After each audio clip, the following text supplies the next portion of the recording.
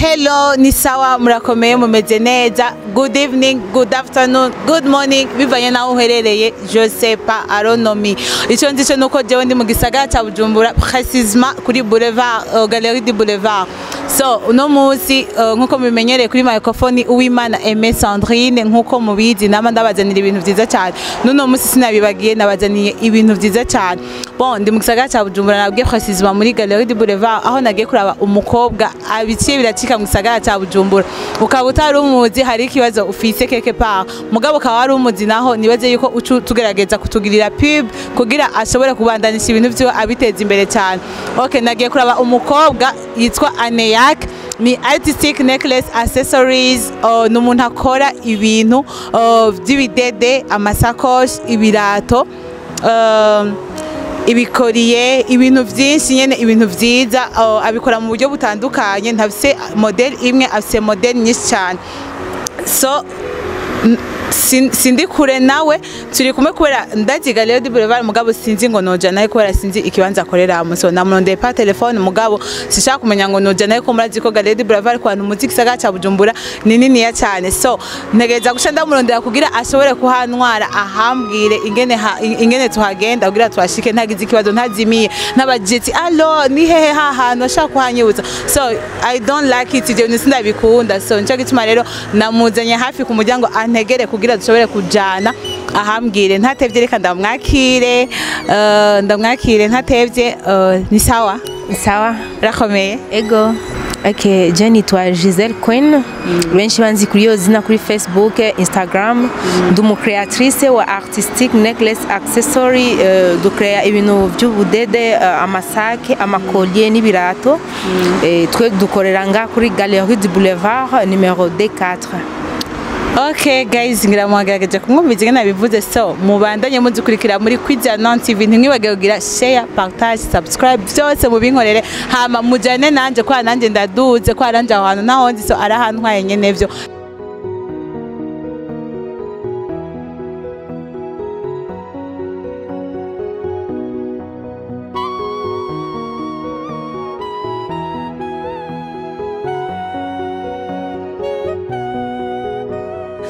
Guys, nkuko nabamenyesheje turashitse ahakorera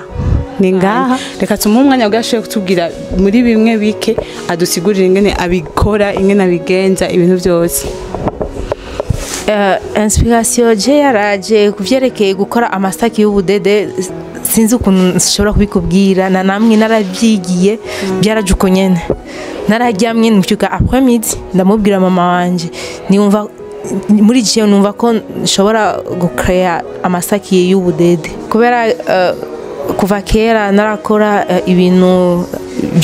by'amakolye gusa kuva muri kwambara mwizosi. Ego bimwe by'amadote zimwe mubona z'aba Nigerian, je narazizanye nga mu Burundi. Ubu abantu nibarindira kugenda hanze kubera kugira amakomande, ubu je narazizanye biringa.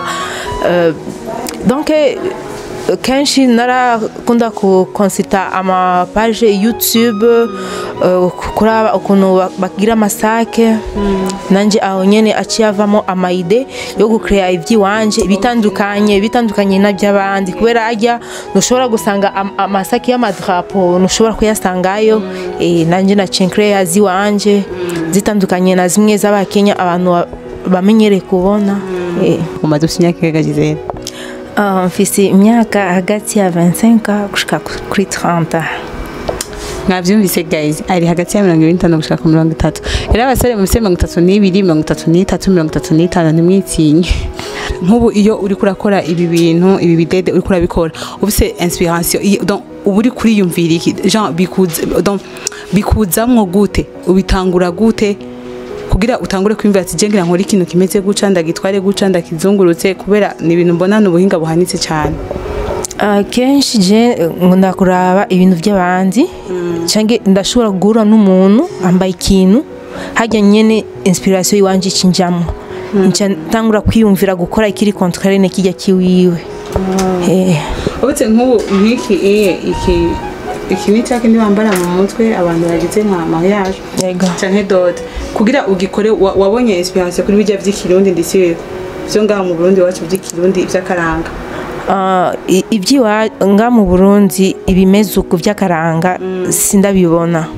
donc je inspiration yarajemo kuvyerekeye couronne ukuntu couronne iba imeze ajye nyene nanje nca niyumviramo gucrea couronne yo mu budede wowe nka Giselle uvuga ati je ngira ntangure gukora bino bintu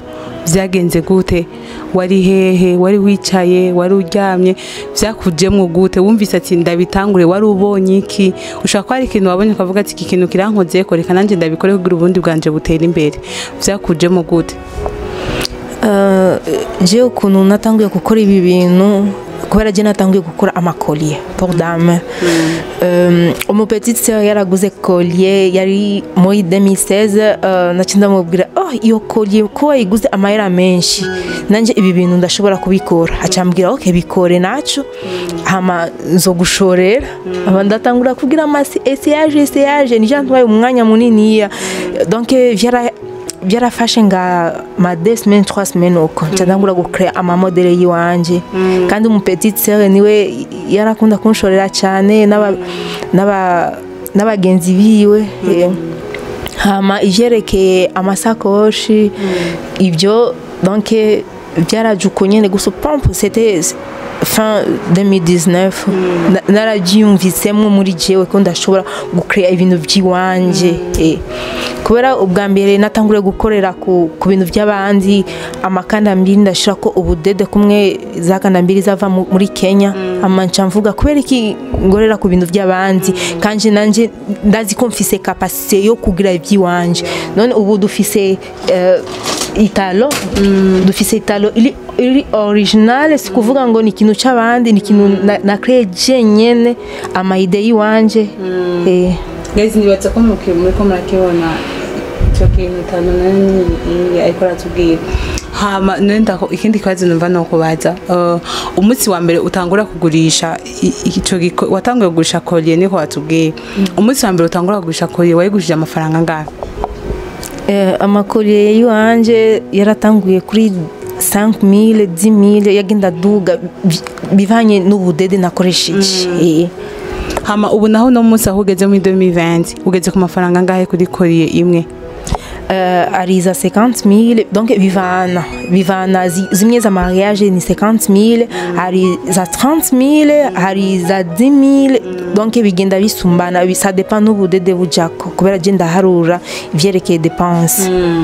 nibaza ko muvyumva ko yateye imbere yatanguriye kuri 5000 ubu nakabageze kuri 50000 nibaza yuko nkuko mwagerageje kubiraba nibaza yuko utanze 50000 yawe utaba widoga cyane ni kintu wambara uburi unique nibaza ko umuntu ushobora gukora amakayasi y'abantu batandukanye nk'ubu turashaka kuza turi nka babiri hama tukaguha commande ukadukorera ibintu bidasa umwe wese akabise modele yiwe ego jengora ça dépend ni muzu fise bivana ni muzu kenshi abantu baraza bakambwira je nshaka kugira dote nzo kwambara iyi model anje anyuma nanje nca ndamutoza i model ndamutoza ni couleur Oze ubikora bivanye na n'impuzu jemba ndakuzaniye kukwereka ofite inspiration ikuzamwe wabonye impuzu guys muraza ko muri muravyumva kandi bazaye ko muri muragirwa n'ikiganiro cacu kubera ningabire udasanga ahantu hose even nubwo umuntu akora ibintu by'ibidede ntibisa nibi vya Giselle ntibisa nivyo muri ane yake mu majambo meza tubivuze neza okay so none muri famille yawe kubera kenshi abantu bateye imbere hari igihe babashigikiwe na famille cyangwa ngasanga famille ntiyagushigikiye ubikoze wenyene uribaye ko majambo make kwiba ko nibaza ko bitahura donc kwikorana wenyene mugabo famille yagukomeye induru kweka ivyo ndi kuri bikora Giselle ko reka bigiyemo nibaza ko muri famille yawe batakubereye ntambamye vyagenze gute muri famille barakwakiriye barakuguye mu mugongo mama wawe yavuze ati bravo go avance cyangwa yakubwiye ati Giselle ivyo bintu giyemo ntaco bizogufasha manza wige vyagenze gute muri famille muri famille icyambere mama wanje kubera urazi ko umuntu umenyere kumubona iminsi yose ntushobora kumenya ikintu kirimwe je naravyutse umunsi umwe yari après-midi ndamubwira ko ndiyumva ko muri je numva ko ndashobora gukora amasake n'ibirato acambwira we bandanya gusukora amakolye après ça naciye tangura kugira amaese buke ngafunga isakoshi ikanga ndayifunga ikanga kwagarara gushikaho isakoshi yanje ya mbere yarahagaze yaciye ngomera ko amasha avuga wow sinarinzi ko uri capable yo kugira ibi bintu hama aba petite sœur banje presque donc famille yose baravyakiriye neza baguma bamfasha kubera je kenshi nakunda kwinyegeza ndabikora hama ngabishira ngaho nani ama idea amafoto canke gufata ama video bo aba petite sœur nibo baca bikuramo bakambwira twe dushaka kugufasha we zana ibyo bintu tubyambare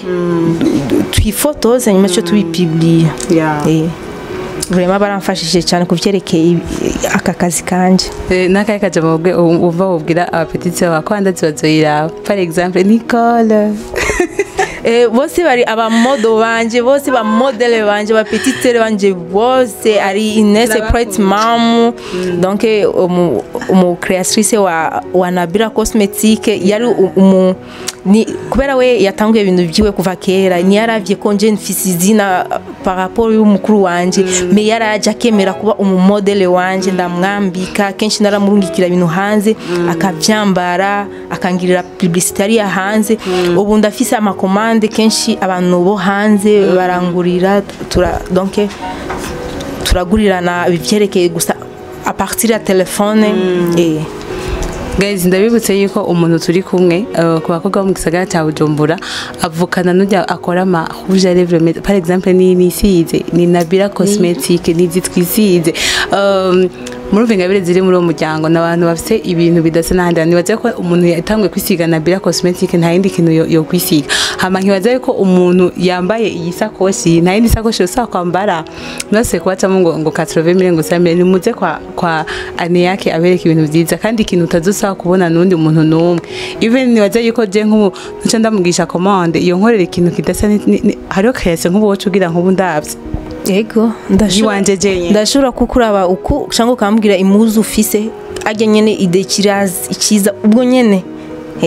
ngakugira ikintu kiri unique kandi utazobona n'undi muntu kumwibarabara wow nibaze yuko muriko muragirwa na interview yacu abakunzi bacu hama none nka ane yake nka wewe ni giki wumva ushaka nibaze yuko watubwiye ko ibintu byawe birava mu Burundi bikaja hanze kandi ikintu kibabaje rero guys nuko ibintu byiwe bigurwa n'abantu bo hanze cyane none abakobwa b'Ibujumbura none muri he babandi datubona ku mastati mushushe muri he nimushaka kubona ko ari ibintu byiza bere mu gisagara cya Bujumbura so karagatiyemo none nka ane yake ufise projet iya ufise programme iya mission yawe na vision yawe donc ahantu ushaka gushikana ane yake ni he je ahantu ushaka gushikana ane yake ibe international abantu bose babe bamara ibintu by'iwanje vraiment kandi nshaka kumenyekanisha igihugu canje hanze babone ko natwe turi capable yo kucrea ibintu by'iwacu guys igihugu cyacu nibaza ko mukizi par exemple igihugu cyacu ngiki urakibona igihugu cyacu nicyo bita Uburundi ni igihugu cy'amata n'ubuki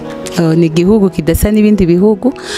ni igihugu gifite umutekano ni igihugu gikunzwe cyane ni igihugu gifite klima zose nziza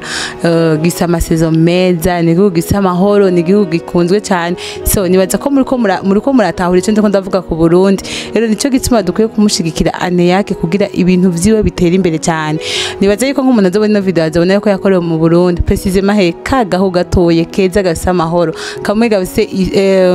gafite ibihugu gafite ibiyaga binini gafite Lac Tanganyika gafite amasource d'eau gafite ibintu byinshi cyane ushaka kuvuga ibintu byinshi ku Burundi bwacu so nibaza yuko mutegeza kumushigikira rero ane yake mukamufasha kugira ibintu bye bitera imbere neza cyane hama Giselle tugushimire cyane ku kanya waduhaye numva rero hari ikintu ushaka kuba warigeze kuba ufise muri wowe uravuga ati umunsi jewe naronse ahantu nshobora kubivugira kubw'ibikorwa vyanje nkora nzobivuga ivyo bintu shaka rero ubwira abakunzi bacu kandi no gusaba ntugire ikibazo nibaza ko abariko baradukurikirana murumva yuko Gisele yagerageje kuvuga ikirundi mwavyo yagerageje kuvuga ikirundi kandi kiramugora mugabo yagerageje kuvuga ati genda umurundi kazi nigeze avuga mu kirundi so mugani baze yuko iryo jambo ufise irashaka kuba ryo kubera intambamye gatonya mu kirundi nubwo turi abarundi kazi ndabitahura mugabo shaka ndaguhe umwanya ukivuge mu rurimi wumva ushaka ubwira abakunzi bawe cyane bane yake bajya bagushorera ibintu bajya bakugurira ibintu ubabwire ijambo kuno mugore babwira ati si wabwira merci ça va si wabwira ati mubandanye muza muri ane yake ça va si wabwira cha kintu wumva ufise irya ndo tufise kuva kera bavuga ati nkane yake naronka ahantu nzovugira kuri televiziyo nzoyishikiza kino kintu kugira abakunzi bone canke promotion ya décembre pourquoi pas utugire promotion abakunzi ba byose birashoboka so nico ndo mwanda guhaye urabivuga muri mwe gose wumva ushaka nibaza yuko baje kama ni Kiswahili tutaelewa no problem. Icyambere nashatse gushimira kwanza umubosi wanje umu investisseur wanje niyo ijambo rya mbere narishaka kuvuga vraiment merci beaucoup kunisapoti kunifikisha mpaka hapa kwenye niko nashukuru sana pia ningependa kushukuru wateja wetu wote wenye wako hapa Burundi hata wenye wako nje ya nchi vraiment nashukuru sana kwa support yenu mwaratanguye kunshigikira ndachakora amakolye gushiku muracyanshigikira kandi namaze gushika kuri next level murakoze cyane vraiment kandi karibu sintaba décevoir parce que iwacu muzora mubona gusa ibintu vyiza bishasha kandi biri unique. Okay guys, niwaje yuko mwavyumvise tumeongea Kiswahili, tumezungumza Kiswahili, ndio Kiswahili nasemaga tumezungumza Kiswahili. So guys, mushaka ibaza ati twagiye muri ane yake mugaca muvuga ngo ni diri twakinye na ane yake. So nibaza yuko agira fata kanya gatonya abakorera akantu gatonya mubone example yinge nabikora. Nimuvuge ngo nivyo twagize comme complot. No, si complot guys. Ngoma ndamuha umwanya gatonya abacishize ko n'intoki ziyo kugira mubibone yuko ari réel ni wabikora n'amaboko yiwe katuma umwanya gatonya sidicagira dukorera muri kano kanya mugaba kantu just gatonya kugira murabe yuko ni wabikora byakore ni wavyikorera n'amaboko yiwe kuko nuko dutangura gukora isake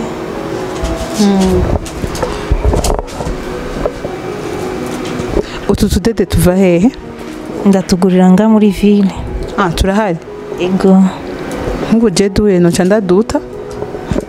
mugana ko wowe urafise dukoresha je no canda duta je ndatubika hama shangira commande yandi ma couleur dusigaye ko ncamvanga nazijya zindi baza kunzanira guys nibaze ko mwabibonye ko ata complot twagize ko ari nyene vyo ane yake en personne en chair et en os niba vyikorera Jani no kiziwe zaramaze kubimenyera intoki ziwe ziseswaga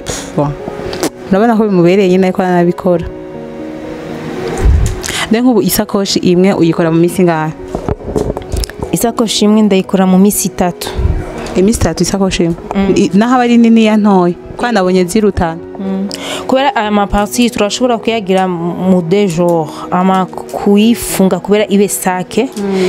bica bitwara undi umunsi umwe donc bica biba minsi 3 donc none ajya aya nkaya amatireti ikintu wovyishirira ko byose yego byose ndabyishirira ko sindi generalize no gushona rero ego turashona kubera byose ibintu bya art bashona n'amaboko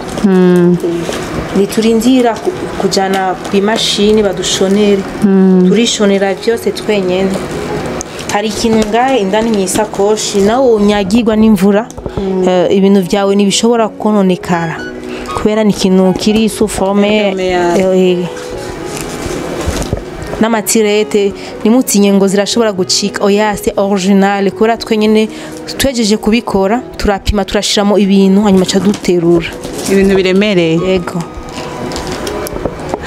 guys nibaza ko muravyumva nibaza ko ari ivyo nibaza yuko agerageje kudusigurira mwabibonye ko ari wavyikorera mwabonye yuko ari ntoki ziwe zibikora par exemple nk'insakoshi urabona iguze nka madame naka azora bino video nibaza ko ari sawa karibu cyane isakoshi nanga iyi ni 80000 80,000 abari buraya nabo mu madolari bari buraya tubagurisha kuri iyo beyi nyene donc ça dépend na échange ukuntu imeze ikibanga y'amadolari bivana na taux du jour. Ufatira kuri taux du jour. Ok, fine. Izi porte-monnaie ni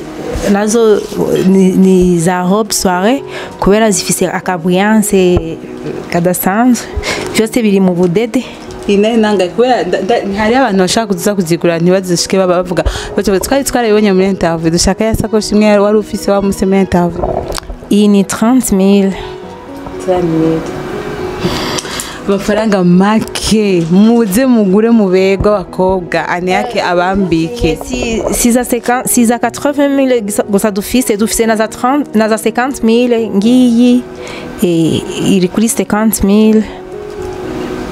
kandi ugaturengana mu gisagara cya Bujumbura uri wenyene vraiment. Turafise n'amakolye za mariage urabona ko arikono zipriya mu ijoro.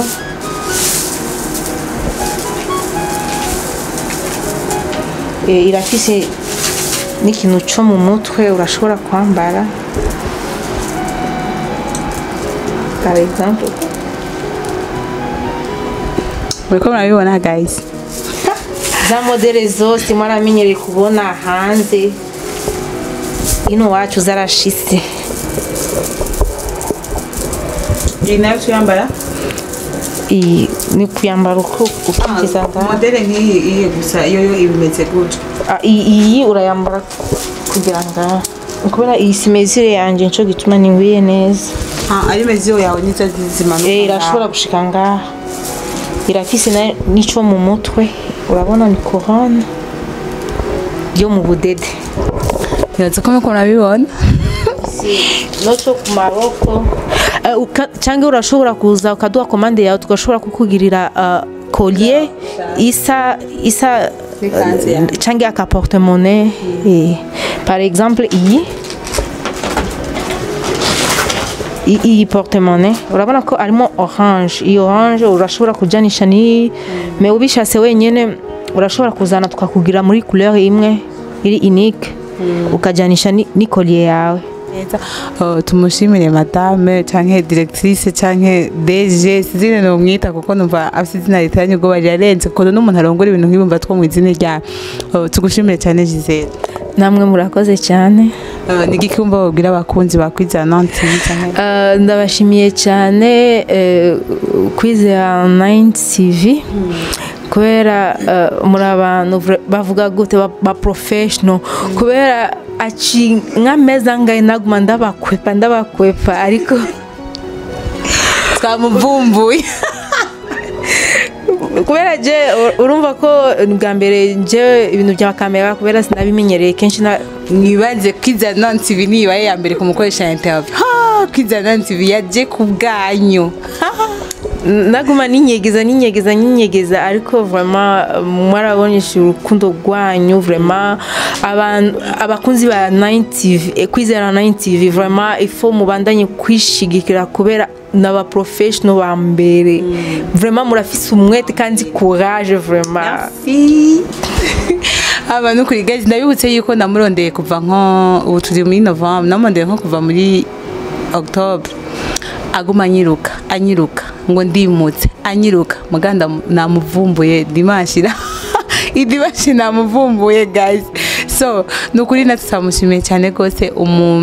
DG cyangwa directrice wa Aneyak nukuri Imana ibandanye iguhezagira mu maboko yawe hama ikintu nobwira abakunzi bacu